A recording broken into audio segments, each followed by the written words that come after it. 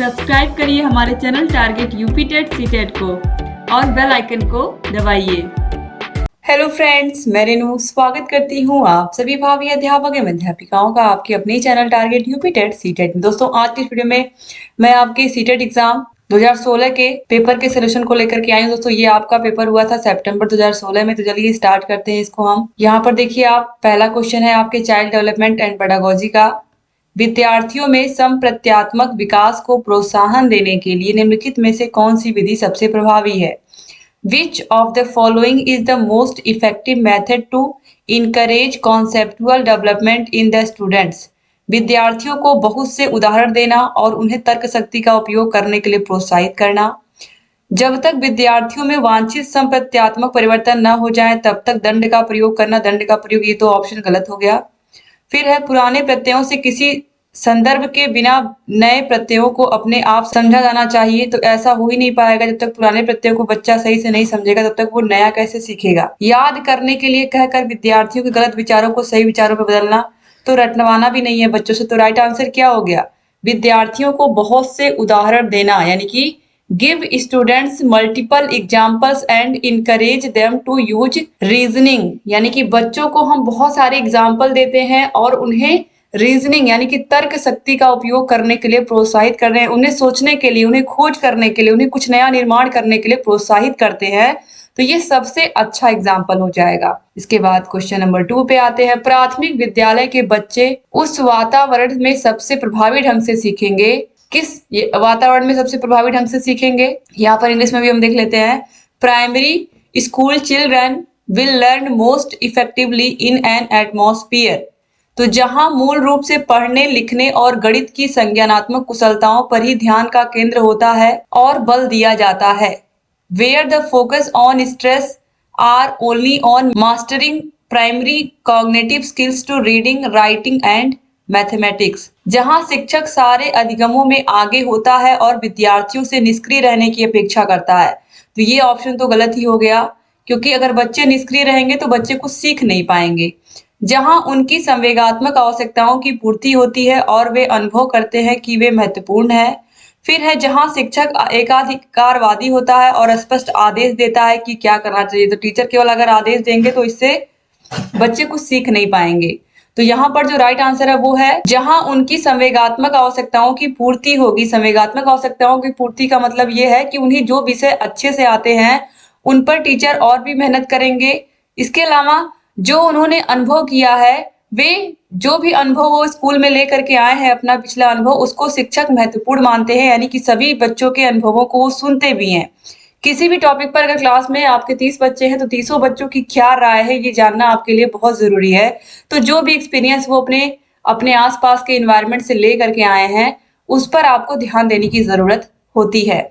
तो where there emotional needs are met and they feel that they are valued, तो वहां पर बच्चे अच्छे से सीखेंगे। ठीक है, तो प्राथमिक विद्यालय के बच्चे किस वातावरण में सीखेंगे? जहां उनकी भावनाओं की, उनके इमोशंस की कदर होगी, ठीक है, और उनकी आवश्यकताओं की पूर्ति होगी और वो अपने एक्सपीरियंस को खुले तौर पर कह पाएंगे और टीचर भी उनके एक्सपीरियंस को महत्व देंगे। ठीक है, इसके बाद यहाँ पर देखिए पढ़ने लिखने और गणित की बात ही केवल की गई है। तो सिर्फ इसी पर हमें ध्यान नहीं देना है, बल्कि बच्चों की क्या आवश्यकता है, उनकी इमोशनल नीड क्या है, इस पर भी हमें ध्यान देना है। तो ऑप्शन 3 जो है ये सही हो गया। क्वेश्चन नंबर 3 पे आते हैं। एक बच्चा खिड़की के सामने से एक कौवे को उड़ता हुआ देखता है और कहता है एक पक्षी। इससे बच्चे के विचार के बारे में आपको क्या पता चलता है? कोई बच्चा है, वो खिड़की के सामने एक कौवे को उड़ता हुआ देख रहा है, तो वह क्या सोच रहा है? बच्चे की स्मृतियां पहले से भंडारित होती हैं, बच्चे में पक्षी का प्रत्यय विकसित हो चुका है, बच्चे ने अपने अनुभव बताने के लिए भाषा के कुछ उपकरणों का विकास कर लिया है। तो दोस्तों राइट आंसर यहाँ पर ऑप्शन बी हो जाएगा। बच्चे में पक्षी का प्रत्यय विकसित हो चुका है, यानी कि the child has developed the concept of a bird. बच्चे के दिमाग में बर्ड जो कॉन्सेप्ट है वो आ चुका है, डेवलप हो चुका है। तो यहाँ पर ऑप्शन 2 जो है बी ये सही हो जाएगा, क्योंकि उसने कौवे को क्या कहा? एक पक्षी कहा है। ठीक है, उसने ये नहीं कहा कि ये कौवा है। इसके बाद क्वेश्चन नंबर 4 पे आते हैं। कोई शिक्षिका अपने विद्यार्थियों को क्या कहे कि उन्हें भीतरी प्रेरणा के साथ कार्य करने के लिए प्रोत्साहित कर सके। What should a teacher tell her students to encourage them to do tasks with intrinsic motivation? यानी कि शिक्षिका अपने बच्चों को क्या कहे कि उन्हें भीतरी प्रेरणा के साथ कार्य करने को प्रोत्साहित भी कर सके। तो काम जल्दी पूरा करो तो तुम्हें एक टॉफी मिलेगी। ये तो बाहरी अभिप्रेरणा हो गई, भीतरी अभिप्रेरणा नहीं होगी। आपको पता है टॉफी, पुरस्कार, ये सब बाहरी अभिप्रेरणाएं होती हैं। इसे करने की कोशिश करो, तुम सीख जाओगे। चलो इसे उसके करने से पहले समाप्त कर लो। यहाँ पर तो प्रतिस्पर्धा की भावना दिख रही है। तुम उसके जैसे क्यों नहीं हो सकते? देखो उसने इसे एकदम ठीक कर लिया। तो यहाँ पर तो तुलना की जा रही है। तो यहाँ पर राइट आंसर दोस्तों यही है कि इसे करने की कोशिश करो, तुम सीख जाओगे। यहाँ पर क्या हो रहा है? Try to do it, you will learn. यहाँ पर आंतरिक अभिप्रेरणा उसको दी जा रही है कि तुम इसे कोशिश करो, तुम ट्राई तो करो, तुम सीख सकते हो इसे। तो ये बच्चे को आंतरिक अभिप्रेरणा दी जा रही है। तो ऑप्शन 2 जो है ये सही हो जाएगा। क्वेश्चन नंबर 5 है, कोई शिक्षिका अपने विद्यार्थियों को अध्ययन के लिए अध्ययन करने हेतु आंतरिक रूप से उत्प्रेरित करने के लिए कैसे प्रोत्साहित कर सकती हैं? कोई शिक्षिका है वो अपने विद्यार्थियों को अध्ययन के लिए या अध्ययन करने हेतु आंतरिक रूप से कैसे प्रेरित कर सकती हैं? How can a teacher encourage her students to be intrinsically motivated towards learning for the sake of learning? तो किस तरीके से वो आंतरिक रूप से बच्चों को प्रोत्साहित कर सकती हैं? व्यक्तिगत लक्ष्य निर्धारित करने और उनमें निपुणता पाने में उन्हें मदद कर साफ दिखाई पड़ने वाले इनाम देकर, जैसे कि टॉफी, उनमें चिंता और डर पैदा करके, या प्रतियोगितात्मक परीक्षण से। तो बच्चों में कंपटीशन करा करके, बच्चों के अंदर डर और चिंता पैदा करके और इनाम की लालच दे करके, ये सब बच्चों की बाहरी अभिप्रेरणा हुई ये सब। लेकिन जो राइट आंसर है वो है ऑप्शन नंबर 1, व्यक्तिगत लक्ष्य निर्धारित करने। ये कैसे होगा? क्योंकि बच्चे, हर एक बच्चा एक समान तो होता नहीं। तो हर बच्चे का लक्ष्य, हर बच्चे की, जब आप देखोगे इंटरेस्ट भी अलग अलग होता है। कोई बच्चा इंग्लिश में अच्छा है तो कोई साइंस में अच्छा है, कोई मैथ में अच्छा है। ठीक है, तो इस तरीके से व्यक्तिगत लक्ष्य निर्धारित करना है। हर एक बच्चे को अलग अलग टास्क देना है। व्यक्तिगत का मतलब ही हुआ कि यहाँ पर देखिए इंडिविजुअल गोल देना है प्रत्येक बच्चे को, उसकी स्किल के अनुसार इस तरीके से हमें देना है और उसे निपुणता पाने में मदद देकर, और बच्चे को प्रोत्साहित भी करना है निपुण बनने के लिए।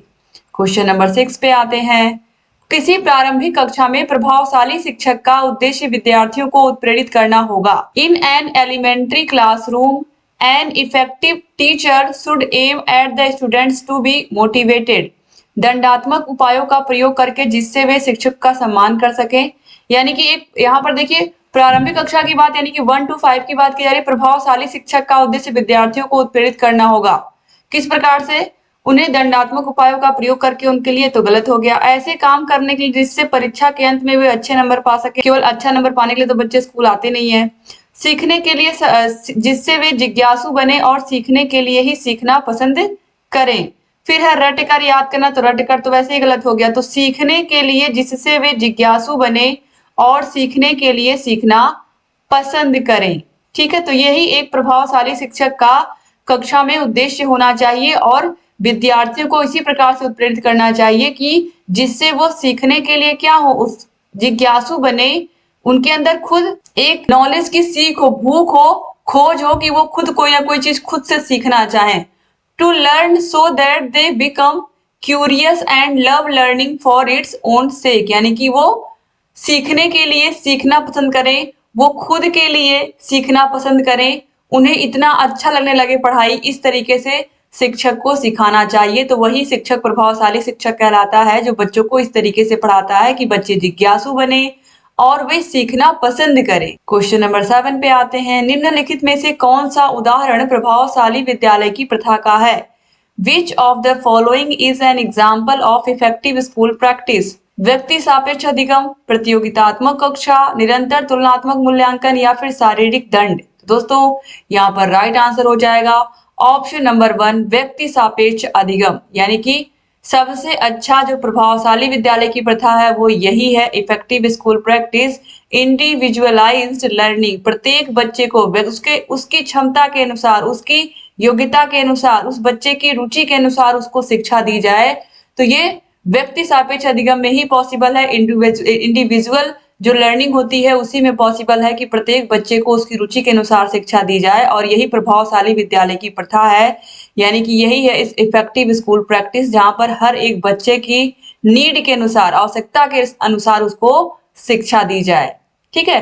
प्रतियोगितात्मक कक्षा, प्रतियोगिता तो हम स्कूल में करानी नहीं है इस तरीके की, जो बच्चा अच्छा निकल गया वो बहुत अच्छा है, जो कमजोर हो गया वो बहुत कमजोर है।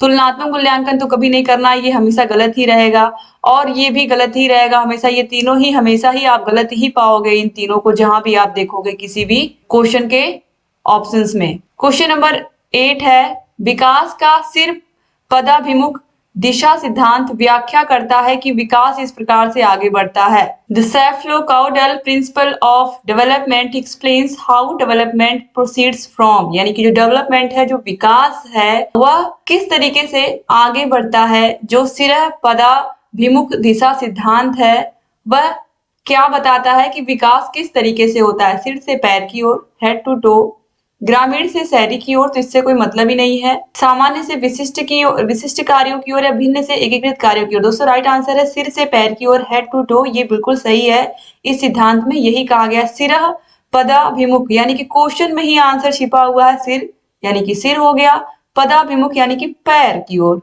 तो इस तरीके से यहाँ पर इसका आंसर तो क्वेश्चन में ही था। क्वेश्चन नंबर 9 पे आते हैं, भाषा विकास के लिए सबसे संवेदनशील समय निम्नलिखित में से कौन सा है। वयस्कावस्था, प्रारंभिक बचपन का समय, जन्म पूर्व का समय या मध्य बचपन का समय। तो दोस्तों राइट आंसर है प्रारंभिक बचपन का जो समय होता है, यह भाषा विकास के लिए बहुत ही महत्वपूर्ण होता है बच्चे के। क्वेश्चन नंबर 10 पे आते हैं, एक 6 वर्ष की लड़की खेल कूद में असाधारण योग्यता का प्रदर्शन करती है। कोई 6 साल की लड़की है, वो खेल कूद में बहुत ही अच्छा प्रदर्शन करती है। उसके माता पिता दोनों ही क्या हैं, खिलाड़ी हैं, प्लेयर हैं। उसे नित्य प्रशिक्षण प्राप्त करने के लिए भेजते हैं, वे उसे ट्रेनिंग के लिए भी, स्पोर्ट ट्रेनिंग के लिए भी भेजते हैं और वीक के अंत में यानी कि सप्ताह के अंत में उसे प्रशिक्षण देते हैं। उसे वीकेंड में वो लोग खुद उसे ट्रेनिंग देते हैं, उसके माता पिता। बहुत संभव है कि उसकी क्षमताएं निम्नलिखित दोनों के बीच परस्पर प्रतिक्रिया का परिणाम होंगी। तो यहाँ पर साफ साफ आपको दिख रहा है आनुवंशिकता और वातावरण। चूंकि उसके माता पिता भी खिलाड़ी थे, लेकिन उसे भी बचपन से, जब से वो इन्वायरमेंट उसको खिलाड़ी वाला ही मिला, वो खेल में अच्छी हो गई, उसके माता पिता भी उसको ट्रेनिंग दे रहे हैं, उसे ट्रेनिंग के लिए भेज भी रहे हैं। तो आनुवांशिकता भी आई, माता पिता के गुण भी उसके अंदर आए और उसे पर्यावरण से भी वैसा ही सीखने को मिल रहा है, यानी कि पर्यावरण भी उसका पूरा साथ दे रहा है, उसका एनवायरमेंट भी, उसके माता पिता भी पूरा साथ दे रहे हैं। तो इस तरीके से ऑप्शन 3 जो है ये सही हो जाएगा। क्वेश्चन नंबर 11 है, निम्नलिखित में से समाजीकरण के गौड़ वाहक कौन है। बहुत ही आसान सा प्रश्न पूछा, which of the following are secondary agents of socialization. विद्यालय और निकटतम परिवार के सदस्य, परिवार और रिश्तेदार, परिवार और पास पड़ोस, या विद्यालय और पास पड़ोस। जहां पर भी परिवार दिया है, परिवार हमेशा प्राइमरी होता है, तो ये तो तीनों के तीनों ऑलरेडी गलत ही हो गए। तो सेकेंडरी में विद्यालय और पास पड़ोस, तो राइट आंसर ऑप्शन 4 हो जाएगा। ठीक है, स्कूल एंड नेबरहुड, क्योंकि प्राइमरी में हमेशा परिवार आता है, तो ये गौड़ यहाँ पर दिया है, तो इसीलिए परिवार वहां पर नहीं होगा, बल्कि विद्यालय और पास पड़ोस। इसके बाद क्वेश्चन नंबर 12 है, लेव वाइगोत्स्की के अनुसार संज्ञानात्मक विकास का मूल कारण क्या है। According to Lev Vygotsky, the primary cause of cognitive development is मानसिक प्रारूपों, स्कीमास का समायोजन, एडजस्टमेंट ऑफ मेंटल स्कीमास, उद्दीपक अनुक्रिया युग्मन, स्टिमुलस रिस्पॉन्स पेयरिंग, संतुलन इक्विलिब्रेशन, या सामाजिक अन्योन क्रिया सोशल इंटरेक्शन। जो संज्ञानात्मक विकास है, इसका मूल कारण जो लेव वाइगोत्स्की है वो मानते हैं सामाजिक अन्योन क्रिया को, सोशल इंटरेक्शन को। यानी कि जितना आप समाज में रहोगे, समाज से उतना ही आप सीखोगे, उतना ही अंतःक्रिया करके आप सीखोगे। क्योंकि लेव वाइगोत्स्की का जो संज्ञानात्मक विकास का सिद्धांत है वो यही है, सोशल इंटरेक्शन। जितना आप समाज में रहोगे, जितना आप वहां के लोगों से बात करोगे, जितना आप सीख रहे हो, वही आपका संज्ञानात्मक विकास है। जबकि जो जीन प्याजे हैं वो क्या कहते हैं, वो क्या कहते हैं कि बच्चा अपने वातावरण में, जो उसके चारों ओर का वातावरण है, उसमें सक्रिय होकर सीखता है। तो काफी हद तक दोनों लोगों की जो संज्ञानात्मक विकास का सिद्धांत है वो काफी हद तक मिलता जुलता है दोस्तों। तो यहाँ पर देखिए राइट आंसर असामाजिक अन्योन क्रिया हो जाएगा। इसके बाद क्वेश्चन नंबर 13 है, किसी बच्चे का दिया गया विशिष्ट उत्तर कोहलबर्ग के नैतिक तर्क के सोपानों की विषय वस्तु के किस सोपान के अंतर्गत आता है।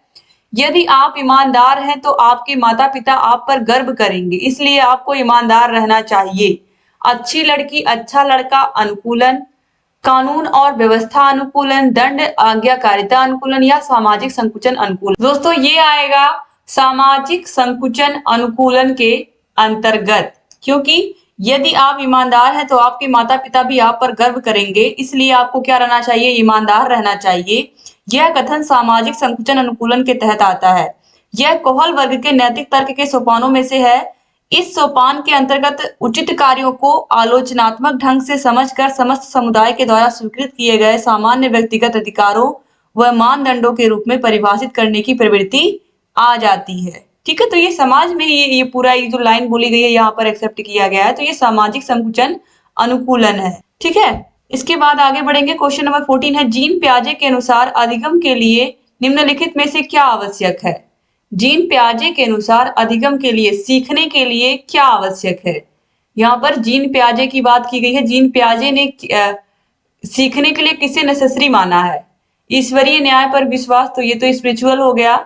शिक्षकों और माता पिता द्वारा पुनर्बलन, विद्यार्थी के द्वारा पर्यावरण की सक्रिय खोजबीन या वयस्कों के व्यवहार का अवलोकन। अभी मैंने आपको पिछला जो मैंने अभी क्वेश्चन आपको बताया था लेओ वाइगोस्की का, उसमें मैंने आपको बताया भी कि जो जीन पियाजे का सिद्धांत है, जीन पियाजे और जो वाइगोस्की, उसमें बस इतना ही डिफरेंस है कि जीन पियाजे क्या कहते हैं कि बच्चा अपने पर्यावरण में सक्रिय खोजबीन करके सीखता है, तो इसीलिए यहाँ पर वो कंस्ट्रक्टिव नॉलेज बनाता है। और यही चीज वो लेओ वाइगोस्की क्या कहते हैं, वो कहते हैं कि बच्चा समाज में अंतःक्रिया करके सीखता है। ठीक है, तो समाज के लोगों में ही आकर के सीखता है, उन लोगों से इंटरेक्शन करके सीखता है।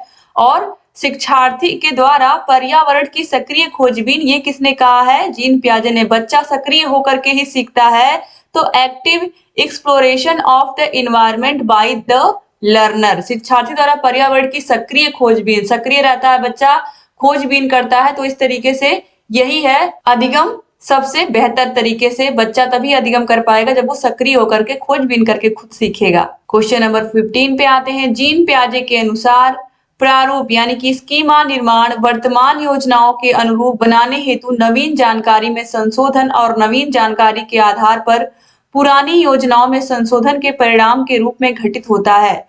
इन दो प्रक्रियाओं को जाना जाता है।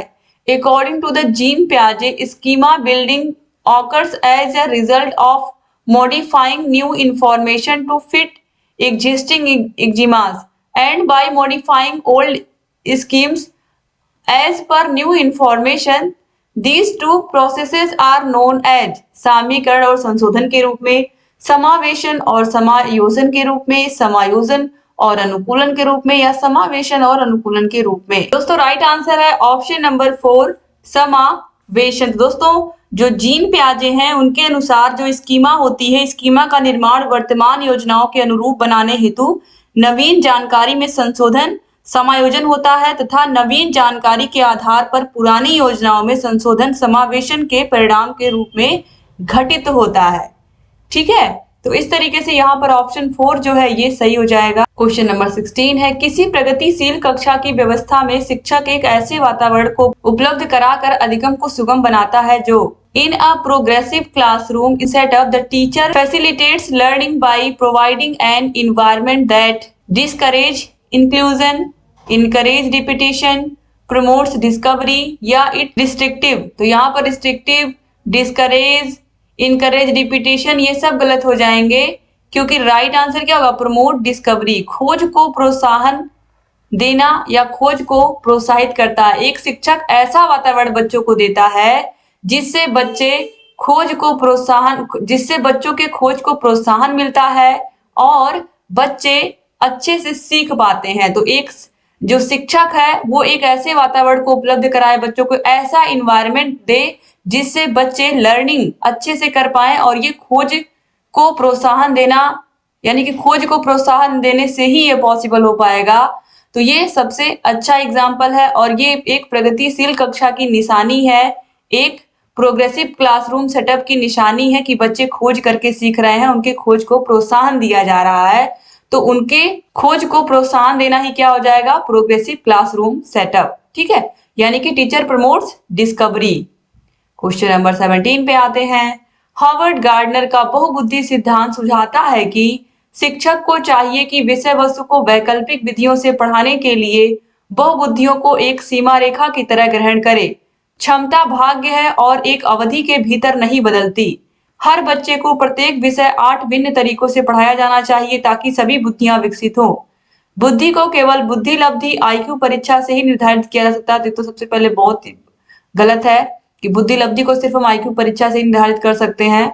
तो यहाँ पर देखिए हार्वर्ड गार्डनर का जो वो बुद्धि सिद्धांत है, Harvard Gardner's theory of multiple intelligence क्या सजेस्ट करती है। तो यहाँ पर आप देखिए ऑप्शन नंबर 1 जो है, शिक्षक को चाहिए teacher should use MI as a framework for devising alternative ways to teach the subject matter. यानी कि टीचर को चाहिए कि कोई भी जो वो किसी भी चैप्टर को, किसी भी विषय वस्तु को, किसी मैटर को पढ़ा रहे होते हैं तो उसे वैकल्पिक विधियों से पढ़ाने की, विभिन्न प्रकार से पढ़ाने की वो तरीके बच्चों को बताएं, विभिन्न प्रकार की विभिन्न विधियों से उस टॉपिक को पढ़ाने की कोशिश करें और इस तरीके से बच्चों को बताएं कि बच्चे भी विभिन्न प्रकार से सोचने के लिए वो मजबूर हों। ठीक है, अगर आप एक सवाल को सॉल्व करने के लिए आप बच्चों को 5 तरीके सिखाते हैं तो बच्चे भी तो 5 तरीके से सीख रहे हैं, उस सवाल को लगाने की 5 तरीके सीख रहे हैं, तो इससे बच्चों की भी तो बुद्धि का विकास हो रहा है। तो इस तरीके से यहाँ पर ऑप्शन नंबर 1 जो है ये सही हो जाएगा। क्वेश्चन नंबर 18 पे आते हैं। कोई 5 साल की लड़की एक टी शर्ट को तय करते हुए अपने आप से बात करती है।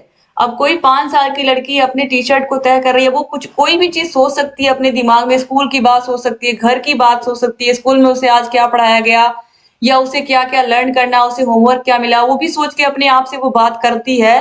तो लड़की द्वारा प्रदर्शित व्यवहार के संदर्भ में निम्नलिखित में से कौन सा कथन सही है? इसमें से कौन सा जो ऑप्शन है, जो लड़की कर रही है जो काम, उसके बारे में सबसे अच्छी व्याख्या की गई है। तो जीन पियाजे इसकी व्याख्या सामाजिक अन्योन्य क्रिया के रूप में करेगा और लेओ वाइगोस्की इसे खोजबीन मानेंगे। जीन पियाजे और लेओ वाइगोस्की इसकी व्याख्या बच्चे के द्वारा अपनी माँ के अनुकरण के रूप में करेंगे। जीन पियाजे और लेओ वाइगोस्की इसकी व्याख्या बच्चे के विचारों की अहम केंद्रित प्रकृति के रूप में करेंगे, या जीन पियाजे इसे अहम केंद्रित भाषा कहेगा और लेओ वाइगोस्की इसकी व्याख्या बच्चे के द्वारा निजी भाषा से अपनी क्रियाओं को नियमित करने के प्रयासों के रूप में करेगा। तो ये सबसे अच्छा आंसर है कि जीन पियाजे इसे अहम केंद्रित कहेंगे, क्योंकि बच्चा वो खुद से बात कर रहा है तो ये अहम केंद्रित हो गया।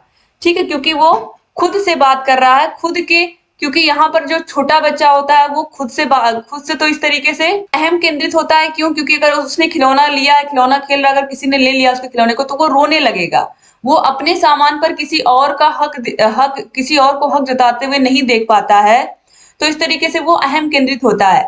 और लेओ वाइगोस्की ने तो इसे कहा, अगर कोई खुद से बात कर रहा तो उन्होंने इसे क्या कहा है? व्यक्तिगत वार्तालाप या प्राइवेट टॉक। तो इस तरीके से यहाँ पर जो ऑप्शन 4 है ये सही हो जाएगा। इसके बाद क्वेश्चन नंबर 19 पे आते हैं। लिंग क्या है? सहज गुण है, सामाजिक संरचना है, जैविक सत्ता या शारीरिक संरचना है? तो लिंग क्या है दोस्तों? जेंडर इज एन, दोस्तों ये है एक जैविक सत्ता यानी कि बायोलॉजिकल एंटिटी। ठीक है, तो ऑप्शन नंबर 3 जो है ये सही हो जाएगा। क्वेश्चन नंबर 20 पे आते हैं। लेव वाइगोस्की के समाज संरचना सिद्धांत में दृढ़ विश्वास रखने वाले शिक्षक के नाते आप अपने बच्चों के आकलन के लिए निम्नलिखित में से किस विधि को वरीयता देंगे?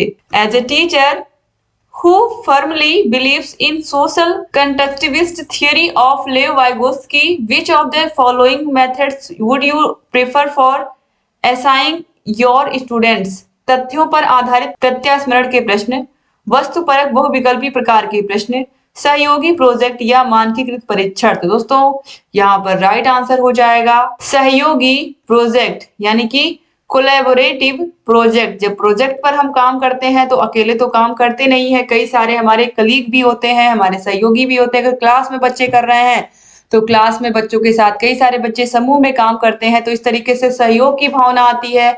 सहयोग की भावना आएगी तो सामाजिक अंतःक्रिया की भी भावना आएगी, क्योंकि अलग अलग इन्वायरमेंट से बच्चे आए हैं स्कूल में, तो वहां पर एक छोटा सा समाज का निर्माण होता है। तो इस तरीके से सहयोगी प्रोजेक्ट जो है ये सबसे अच्छा है। इससे बच्चों में सहयोग की भावना भी बढ़ेगी, सामाजिक अंतःक्रिया भी होगी और बच्चे उस काम को अच्छे से करेंगे क्योंकि टीम वर्क होगा। क्वेश्चन नंबर 21 पे आते हैं। अपनी कक्षा की व्यक्तिगत विभिन्नताओं से निपटने के लिए एक शिक्षक को चाहिए कि एक कक्षा है उसमें विभिन्न व्यक्तित्व के बच्चे हैं और ये सभी टीचर्स के साथ होता है।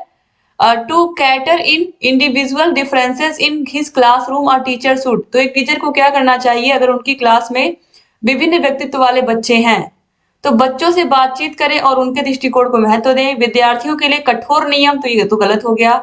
शिक्षक और आकलन के समान और मानक तरीके हों, शिक्षण और आकलन के समान और मानक तरीके हों। बच्चों को उनके अंकों के आधार पर अलग कर नामित करें, तो ये भी गलत हो गया। तो यहाँ पर देखिए जो राइट आंसर है वो है ऑप्शन नंबर 1, बच्चों से बातचीत करें। शिक्षक को क्या करना है, अगर व्यक्तिगत विभिन्नताओं से निपटना है तो सभी बच्चों से बातचीत करना है और उनके दृष्टिकोण को समझना है। तो engage in a dialogue with students and value their perspectives। वह किसी भी घटना के बारे में, किसी भी व्यक्ति के बारे में, किसी भी टॉपिक के बारे में वो सोचते क्या है, उनके दृष्टिकोण को हमें इंपॉर्टेंस देना है। ठीक है, उनके पर्सपेक्टिव को हमें इंपॉर्टेंस देना है, उनसे बातचीत करनी है। क्वेश्चन नंबर 12 है, आकलन उद्देश्यपूर्ण होता है यदि यह केवल एक बार वर्ष में हो। असेसमेंट इज पर्पसफुल इफ, अगर केवल एक बार अंत में होगा तो उससे कोई खास उद्देश्य उसका पूरा ही नहीं होगा आकलन का। विद्यार्थियों की उपलब्धियों में अंतर करने के लिए तुलनात्मक मूल्यांकन किए जाए, तो तुलनात्मक मूल्यांकन भी नहीं करना है।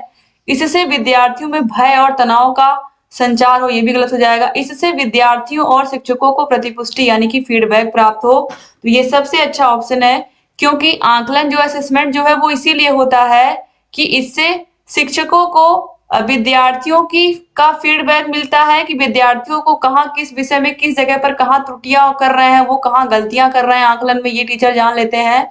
और बच्चे भी फीडबैक बताते हैं टीचर का, तो टीचर भी अपनी टीचिंग स्किल में और सुधार करने की कोशिश करते हैं, तो एक तरीके से फीडबैक मिलता है।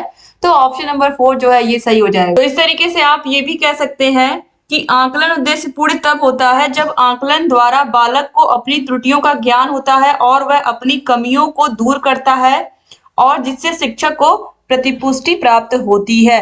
तो यहाँ पर दोस्तों आपको समझ में आ गया होगा। अब आगे बढ़ते हैं। क्वेश्चन नंबर 23 है, राष्ट्रीय पाठचर्या की रूपरेखा एनसीएफ 2005 के अनुसार शिक्षक की क्या भूमिका है। शिक्षक की क्या भूमिका है, कौन सा रोल है। अनुमति परक, परमिशिव, सुविधादाता, फैसिलिटेटिव, सत्तावादी या अधिनायकीय। दोस्तों राइट आंसर यहाँ पर सुविधादाता है, फैसिलिटेटिव है। टीचर क्या है, सुविधादाता है, ये कहा गया है। क्वेश्चन नंबर 24 पे आते हैं। अनुसंधान सुझाते हैं कि एक विविध कक्षा में अपने विद्यार्थी से शिक्षिका की अपेक्षाएं विद्यार्थियों के अधिगम के साथ संबंधित नहीं मानी जानी चाहिए, पर कोई प्रभाव नहीं छोड़ती, पर महत्वपूर्ण प्रभाव छोड़ती हैं का एकमात्र निर्धारक होती हैं। तो अनुसंधान क्या बताते हैं, research suggest that in a diverse classroom a teachers expectations from her students dash there learning. तो राइट आंसर यहाँ पर हो जाएगा ऑप्शन नंबर 3, पर महत्वपूर्ण प्रभाव छोड़ती हैं। इसका मतलब क्या है कि जब शिक्षक क्लास में पढ़ा रहे हैं तो उनकी भी अपेक्षाएं क्या होती हैं, बच्चों से अधिक होती हैं। और इस तरीके से शिक्षक द्वारा जो क्लासरूम में वर्क किया जाता है, काम किया जाता है, वो बच्चों के लिए मार्गदर्शक का काम करता है। ठीक है, तो इस तरीके से शिक्षक अगर बच्चों को अच्छे से पढ़ा रहे हैं, उनको नॉलेज दे रहे हैं, उनको अलग अलग प्रकार के एग्जाम्पल्स दे रहे हैं, समझा रहे हैं, तो उनकी भी एक्सपेक्टेशंस बच्चों से हाई होती हैं और बच्चों पर भी उसका क्या प्रभाव पड़ता है, बहुत ही अधिक इम्पैक्ट पड़ता है। ठीक है, बच्चों की लर्निंग पर बहुत प्रभाव पड़ता है अगर टीचर प्रभावशाली तरीके से हर एक बच्चे को अच्छे से पढ़ा रही है। ऐसा जबकि वो कक्षा क्या विविध कक्षा है जिसमें विभिन्न प्रकार के बच्चे हैं, तो इस तरीके से यहाँ पर टीचर की जो भी पढ़ाई गई चीजें होती हैं वो बच्चों के मस्तिष्क पर बहुत ही महत्वपूर्ण प्रभाव छोड़ती हैं। क्वेश्चन नंबर 25 है, विशेष आवश्यकता वाले बच्चों को शामिल करना विद्यालयों पर भार बढ़ा देगा। शिक्षण के प्रति दृष्टिकोण विषय वस्तु और धारणा परिवर्तन की अपेक्षा रखता है। एक काल्पनिक लक्ष्य है या जिसमें अक्षमता ना हो उन बच्चों के लिए हानिकारक है। तो विशेष आवश्यकता वाले बच्चों को शामिल करना शिक्षण के प्रति दृष्टिकोण विषय वस्तु और धारणा परिवर्तन की अपेक्षा रखता है, ये ऑप्शन सही है। यानी कि option number 2 requires a change in attitude content and approach to teaching. कक्षा में सामान्य और विशिष्ट बालकों को पढ़ाना अत्यंत ही चुनौतीपूर्ण कार्य है, ये हम सभी लोगों को पता है। जो समावेशी शिक्षा होती है, इंक्लूसिव एजुकेशन होती है, इसका मुख्य प्रत्यय ही यही है कि विशेष शिक्षा को ये क्या करता है, ये जो इंक्लूसिव एजुकेशन होता है, समावेशी शिक्षा होता है, यह क्या कहता है कि सभी छात्रों को चाहे वो किसी भी प्रकार से अक्षम है, चाहे शारीरिक रूप से चाहे मानसिक रूप से, लेकिन सारे बच्चों को एक ही कक्षा में बैठा करके शिक्षा देनी है। इस तरीके से यह छात्रों को नए ज्ञान के अवसर प्रदान करता है। कौन? समावेशी शिक्षा। तो शिक्षण के प्रति दृष्टिकोण विषय वस्तु और धारणा परिवर्तन की अपेक्षा रखता है। विशेष आवश्यकता वाले बच्चों को जब भी हम शामिल करते हैं तो ऐसा भेदभाव ना महसूस हो कि नहीं हम तो डिसेबल हैं तो हम ये काम तो कर नहीं सकते, ऐसी भावना बच्चों के अंदर ना आए। यानी कि शिक्षण के प्रति दृष्टिकोण विषय वस्तु और धारणा परिवर्तन की अपेक्षा, यानी कि लोगों की सोच में, लोगों के एटीट्यूड में चेंज लाने की भी जरूरत है। तभी क्या हो पाएगा? Requires a change in attitude में चेंज लाने की जरूरत है, क्योंकि सारे बच्चे समान है और सारे पढ़ाई लिखाई कर सकते हैं। हर बच्चा यूनिक है, हर बच्चा कुछ भी कर सकता है। क्वेश्चन नंबर 26 है, विविध प्रकार की सामाजिक, आर्थिक और सांस्कृतिक पृष्ठभूमि के बच्चों से युक्त कक्षा सभी विद्यार्थियों के अधिगम अनुभवों को बढ़ाती है। यह कथन किसका है?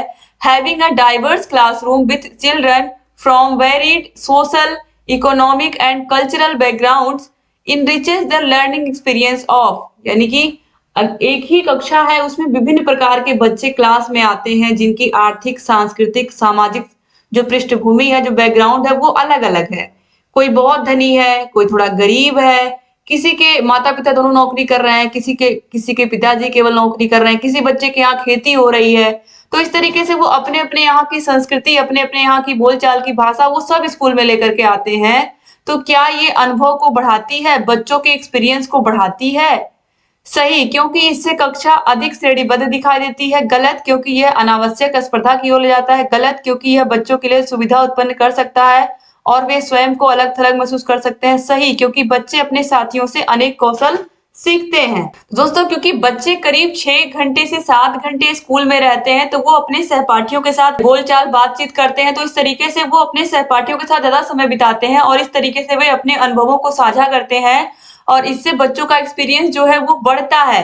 तो यहाँ पर ये बिल्कुल सही है, ऑप्शन 4 जो है ये बिल्कुल सही है कि अपने साथियों से वो अनेक कौशल भी सीखते हैं। क्वेश्चन नंबर 27 पे आते हैं, सुनने में असमर्थ बच्चा, यानी कि ऐसा बच्चा है जो सही से सुन नहीं सकता है, उसके लिए यहाँ पर क्या बताया गया? नियमित विद्यालय में बहुत अच्छा कर सकता है यदि उसे उपयुक्त सुविधा और साधन उपलब्ध कराए जाएं। नियमित विद्यालय में अपने सहपाठियों के सामने कभी प्रदर्शन नहीं कर सकेगा, ऐसा नहीं है। श्रवण असमर्थता वाले बच्चे के विद्यालय में ही भेजा जाना चाहिए, नियमित विद्यालय में नहीं। केवल एकाडमिक शिक्षा से लाभ नहीं उठा पाएगा, उसे उसके स्थान पर व्यावसायिक शिक्षा भी दी जानी चाहिए। राइट आंसर होगा, नियमित विद्यालय में भी अच्छा कर सकता है यदि उसे उपयुक्त सुविधा, उसे हियरिंग मशीन मिल जाए, उसे साधन मिल जाए, तो वो स्कूल में बेहतर कर सकता है। तो इस तरीके से यहाँ पर ऑप्शन नंबर 1 जो है ये बिल्कुल राइट आंसर है, क्योंकि जो समावेशी शिक्षा है वो क्या बात करती है? सभी बच्चों को क्लासरूम में सभी प्रकार के बच्चों को एक साथ बैठा करके ही शिक्षा देनी है।